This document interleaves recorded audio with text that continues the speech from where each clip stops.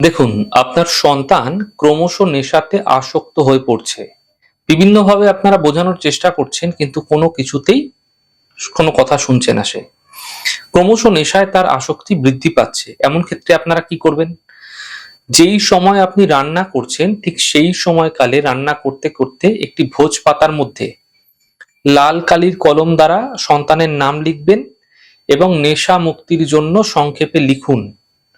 এরপর সেই ভোজপাতাটি সেই রান্না করতে করতেই যে আগুন জ্বলবে না, সেই আগুনে আপনারা জ্বালিয়ে ছাই করে রাস্তায় ফেলে দেবেন।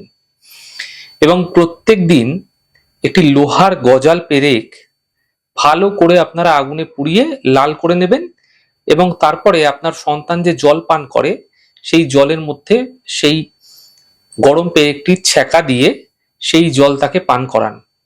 এটা যে কোনো বুধবার দিন থেকে শুরু করে ক্রমাগত করে যান। ধীরে ধীরে দেখবেন সন্তানের নেশায় যে আসক্তি তৈরি হচ্ছিল তা ধীরে ধীরে কম হতে দেখতে পাবেন।